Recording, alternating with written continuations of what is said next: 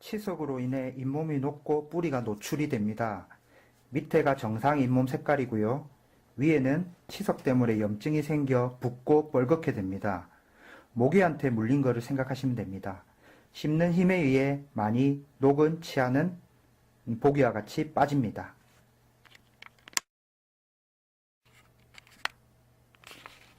잇몸을 벗겨낸 사진입니다. 뼈가 치아를 감싸고 있습니다.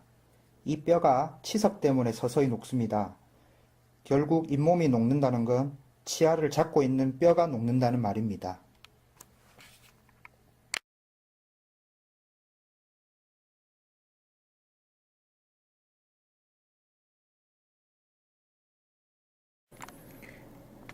위의 사진은 풍치가 진행되기 전 사진이며 밑에 사진은 풍치가 진행이 된 후 사진입니다. 왼쪽의 경우 잇몸이 있는 상태의 풍치 전후 사진이며 오른쪽의 경우 잇몸을 한꺼풀 벗겨낸 뼈가 치아를 잡고 있는 풍치 전후 사진입니다. 왼쪽 사진이 풍치가 진행되기 전 사진입니다. 치아는 본래 치조골이라는 뼈에 의해 둘러싸여 있습니다. 하지만 치아 사이 부위에 치석이 생기면 그 뼈가 녹습니다. 치아를 잡고 있는 뼈가 녹으니 치아가 흔들리고 결국 빠지는 것이 풍치입니다. 스케일링이란 잇몸 위 치아, 즉 하얀 부위의 치석을 제거하는 것입니다. 치주 소파술이란 잇몸 아래 치아, 즉 치아 뿌리를 말씀드리는 건데요. 그쪽에 있는 치석을 제거하는 겁니다. 통증이 어느 정도 수반이 되고 이가 시릴 수 있기 때문에 잇몸 치료의 경우 반드시 마취를 동반합니다. 잇몸 치료가 필요한 환자의 스케일링은 보험이 됩니다. 그리고 모든 부위를 다 할 수도 있고 안 좋은 부분만 할 수도 있습니다. 비용은 대략 10,000원에서 20,000원 정도가 나옵니다. 뼈가 녹는 속도를 늦추는 것이 잇몸 치료의 핵심입니다. 치아가 있는 부위에 뼈가 내려간 것은 다시 올릴 수가 없습니다. 즉 잇몸 치료란 것은 치조골이 내려가는 속도를 늦출 뿐 다시 올릴 수가 없습니다. 그러니까 잇몸 치료의 최종적인 목표는 지금보다 더 나빠지지 않도록 하는 것입니다. 왼쪽에 빨간 원을 보면 치조골이 내려가면 이 사이에 공간이 더 생기므로 음식물이 자주 낄 수밖에 없습니다. 그러면 음식물이 끼면 다시 또 뼈가 녹겠죠. 이렇게 악순환이 반복되는 겁니다. 20, 30대보다는 40대 이후에 잇몸 치료를 더 자주 받아야 하는 이유입니다. 보통 대한치과의사협회에서는 6개월에서 1년 사이 잇몸 치료를 받는 것을 추천을 드립니다. 치석은 충치, 즉 치아를 썩게 하고요. 풍치, 치아를 잡고 있는 뼈를 녹게 합니다. 그러면 이 치석은 음식물, 침, 세균으로 이루어져 있습니다. 우리가 입안에서 침이나 세균을 완전히 제거할 수 없습니다. 그래서 이솔질, 칫솔, 치간칫솔, 치실로 음식물을 먹을 때를 제외하곤 입안에 음식물이 없게 해서 치석이 생기는 것을 막는 것입니다. 하지만 일단 치석이 생기면 이솔질로 제거할 수 없습니다.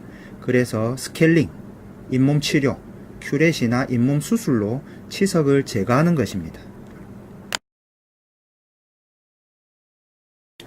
맨 위 사진에서 저 세 면은 칫솔이 담당해야 하는 부위입니다. 치아 사이면은 치간 칫솔과 치실이 담당해야 하는 부위입니다. 최후방 치아의 뒷면은 치간 칫솔과 칫솔, 최후방 칫솔이 담당해야 하는 부위입니다. 제일 왼쪽 사진을 보시면 제1대구치, 제2대구치, 제3대구치가 모두 썩어 있습니다. 치아의 면에 이솔질 기구, 즉 칫솔이 닿지 않아 음식물이 제거되지 않았고 치아가 썩은 것입니다. 의식하지 않고 양치하면 저 빨간색 선 뒤로는 칫솔이 잘 들어가지 않습니다. 정말 신경 쓰시는 분들도 저 파란 선 뒤로는 칫솔이 잘 들어가지 않습니다. 하악의 경우 이 부위를 닦을 때는 항상 거울을 보고 칫솔이 끝까지 다 들어가는지 확인하셔야 합니다. 상악의 경우 거울로 볼 수가 없습니다. 그래서 앞니 3개, 작은 어금니 2개, 큰 어금니 2개를 느끼면서 양치를 해야 합니다. 사랑니 부위까지 칫솔이 잘 들어가지 않습니다. 그래서 사랑니는 관리가 잘 되지 않습니다. 사랑니와 그 앞 어금니 사이 빨간 화살표에 음식물이 끼면 풍치가 진행되고 충치가 생깁니다. 그래서 앞 치아를 위해서라도 사랑니는 발치하는 것이 좋습니다. 여기는 볼 쪽의 옆면입니다. 윗사진을 보시면 제2 대구치에 음식물이 그대로 있습니다. 자, 원칙은 한 가지입니다. 치아의 모든 면에 입솔질 기구가 닿아야 됩니다. 잇몸부터 빨간 화살표 방향으로 칫솔이 움직이면서 치아의 면에 다 닿게 해야 됩니다. 한 번만 하면 안 닿는 부위가 생길 수 있으니까 여러 번, 보통은 한 치아당 10번 정도 합니다. 여기는 옆면 중 혀가 있는 곳입니다. 제1대구치와 제2대구치에 음식물이 그대로 있습니다. 자, 원칙은 똑같죠? 치아의 모든 면에 입솔질 기구가 닿아야 됩니다. 잇몸부터 쓸어야 치아의 모든 면에 닿겠죠. 나머지는 아까 전과 똑같습니다. 아래 앞니 역시 마찬가지입니다. 잇몸과 경계하는 치아 부위에 음식물이 그대로 있습니다. 원칙은 똑같이 양치를 잘 하셔야 합니다. 입솔질의 가장 기본은 치아의 모든 면에 입솔질 기구가 닿아야 한다는 것입니다. 입솔질 기구가 치아의 면에 안 닿으면 음식물이 제거되지 않습니다.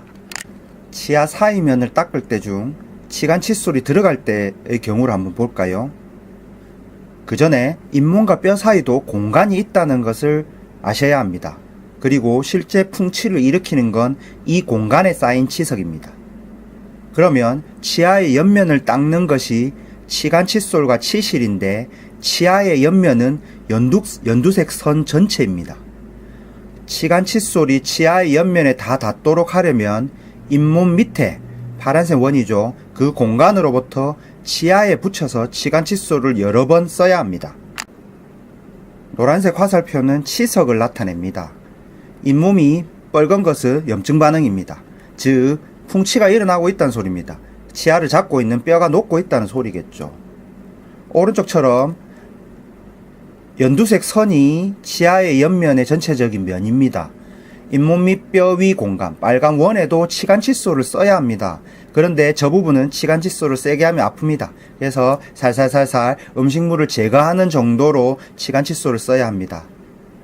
밑에 사진에서 이렇게 치간 칫솔을 치아 사이에 넣고 빨간 원 공간부터 위로 치아에 붙여 닦아줘야 합니다. 절대 치간 칫솔이 저 공간을 한번 통과한다고 음식물이 제거되는 것이 아닙니다. 높낮이를 조절하면서 여러 번 치간 칫솔이 치아면에 붙어서 왔다 갔다 해야 합니다. 치아 사이는 두 치아의 옆면으로 이루어져 있습니다. 앞에서 뒷치아의 옆면을 닦았으니 앞치아의 옆면도 닦아야 되겠죠. 역시 마찬가지로 잇몸 밑에 있는 공간에서부터 위로 치간 칫솔을 씁니다. 이 치아 사이의 경우 공간이 떠 있지만 보통의 경우는 치아 사이가 붙어 있습니다. 치아가 붙어 있는 경우 치아 사이 옆면에서 치간 칫솔이 닿지 않는 부분이 생깁니다. 밑에 사진에서 보시면 빨간 화살표 부위와 노란 화살표 부위는 치간 칫솔이 닿지 않습니다. 저 부분을 치실로 사용하는 것입니다. 치실이 그냥 지나가는 것이 아니라 치아의 모든 면에 닿도록 하는 것입니다. 오른쪽 사진에서 연두색 선처럼 치실이 치아에 닿아서 이동해야 합니다. 치아 사이면을 닦을 때의 두 번째 경우로 치간 칫솔이 안 들어갈 때입니다. 안 들어가는 부위는 절대 억지로 치간 칫솔을 넣으면 안 됩니다. 자, 여기도 마찬가지죠. 잇몸과 뼈 사이에 공간이 있다는 것을 명심하셔야 됩니다. 그러면 치아의 옆면을 닦는 것이 치간 칫솔과 치실인데 치아의 옆면은 연두색 전체입니다. 치간 칫솔이 들어가지 않으므로 치실만으로 치아 옆면을 다 닦아야 합니다. 치실이 치아 사이를 통과하는 것이 아니라 치아의 옆면에 붙여 빨간 원 공간까지 들어가야 합니다. 왼쪽의 치실 사용법에서 4번을 보시면 치아를 C자 모양을 감싸듯이 둘러 잇몸 속 깊숙이 넣는다는 말이 나옵니다. 앞에서 설명한 그대로입니다. 치아의 모든 면에 입솔질 기구가 닿아야 합니다. 저 경우 치실이므로 치실을 쓰는 그 옆면을 다 닿아야 되겠죠. 그리고 잇몸 속 깊숙이 넣는다는 것은 잇몸과 뼈 사이의 공간까지 치실이 들어가서 음식물을 제거해야 된다는 소리입니다. 보통 손가락에 치실을 감아서 쓰지만 그렇게 하기 어려울 수도 있습니다. 그런 경우에 다양한 기구들이 나와 있습니다. 하지만 어떤 기구든 원칙은 같습니다. 파란색 화살표가 치석이고요.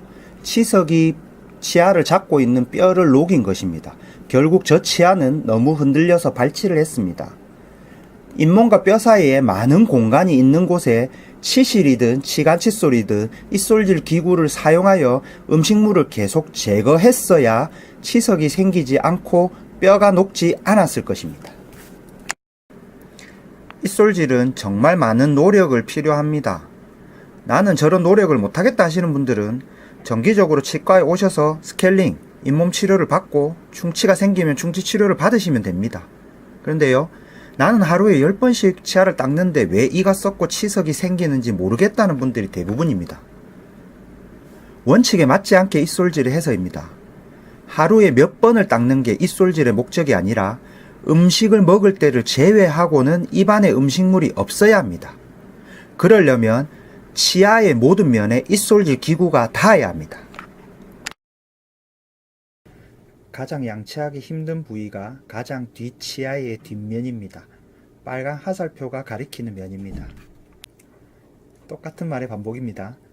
입솔질의 가장 기본은 치아의 모든 면에 입솔질 기구가 닿아야 한다는 것입니다. 그리고 잇몸과 뼈 사이에도 공간이 있다는 것을 반드시 기억하셔야 합니다. 실제 풍치를 일으키는 건 이 공간에 쌓인 치석입니다. 저 칫솔은 최후방 치아 뒷면을 닦기 위한 도구입니다. 빨간 화살표 부위가 휘어져 있어 앞치아의 방해를 받지 않고 뒤쪽 부위의 음식물을 제거할 수 있습니다. 잇몸과 뼈 사이도 공간이 있으니 최대한 밑으로 집어넣는다는 생각으로 하셔야 합니다. 두 번째 방법이 치간 칫솔을 사용하는 것입니다. 최후방 치아의 뒤쪽 면 전체에 치간 칫솔이 닿으려면 치간 칫솔이 한 번만 지나가는 게 아니라 치아의 모든 면에 닿도록 치간 칫솔의 높이를 달리하여 여러 번 왔다 갔다 해야 합니다. 특히 잇몸과 뼈 사이의 공간도 닦일 수 있도록 해야 합니다. 특히 잘 닦이지 않는 어금니 뒷면부는 칫솔을 둥글리며 꼼꼼히 닦는다. 스케일링은 잇몸 위 치석을 제거하는 것입니다. 빨간 화살표 부위입니다. 잇몸 치료는 잇몸 밑에 있는 치석을 제거하는 것입니다. 노란 화살표가 가리키는 것이 치은연화 치석, 즉 잇몸 밑에 있는 치석입니다. 단순 스케일링으로는 저 치석을 제거할 수 없습니다. 풍치가 진행된 환자에서 스케일링을 하더라도 저렇게 잇몸 밑에 치석이 있으면 풍치가 진행되는 것을 막을 수 없습니다. 첫날 전체적으로 스케일링을 하고 일주일 이상 지난 후 마취 후 잇몸 치료를 합니다. 4군데로 나누어 4번 다 할 수도 있고 특정 부위만 안 좋으면 그 부분만 할 수도 있습니다. 잇몸 치료는 잇몸 밑에 있는 치석을 제거하는 것이므로 많이 시립니다.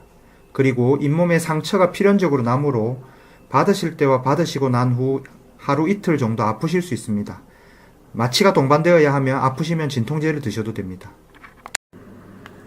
푸르브의 깊이가 2-3mm, 즉 잇몸과 뼈 사이의 공간이 2-3mm 정도 된다면 스케일링으로 충분합니다. 푸르브의 깊이가 4에서 6mm라면요, 중간 정도의 풍치라고 할 수 있는데요.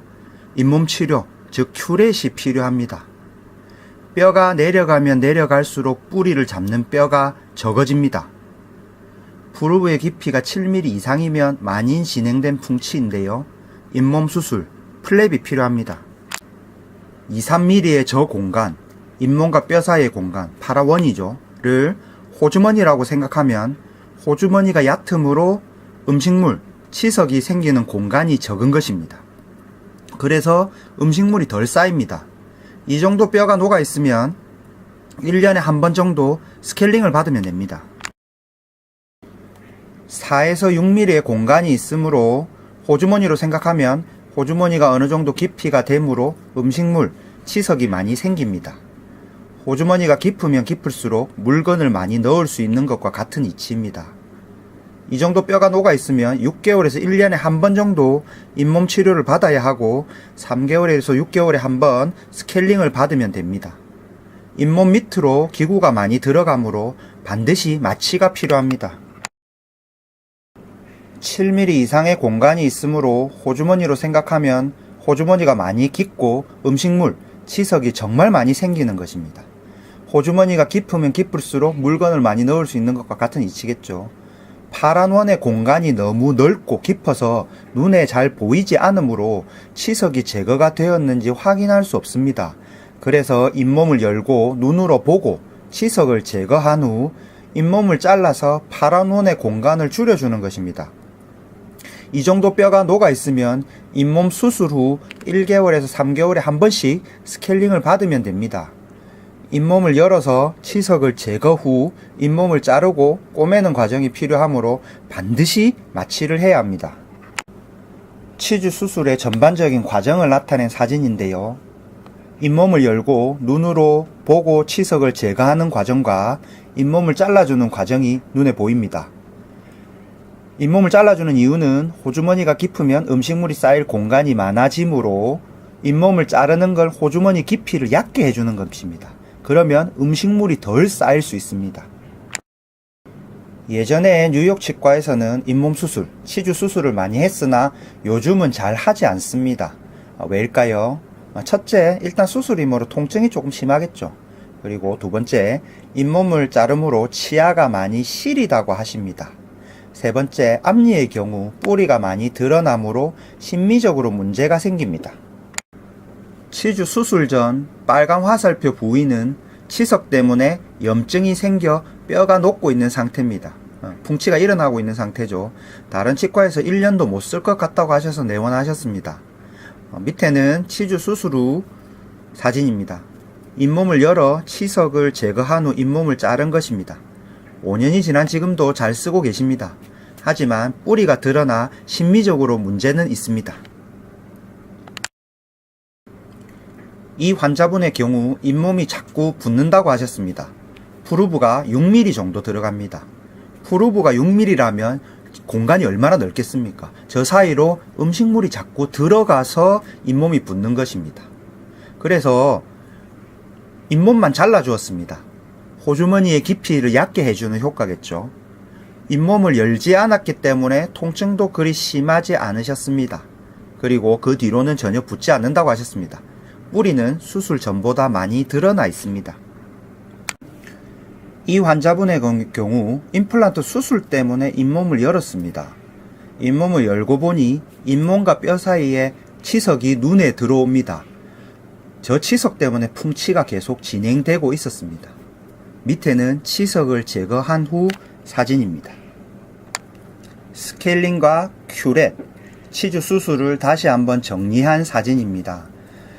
풍치가 진행이 되면 될수록 스케일링을 더 자주 받아야 합니다.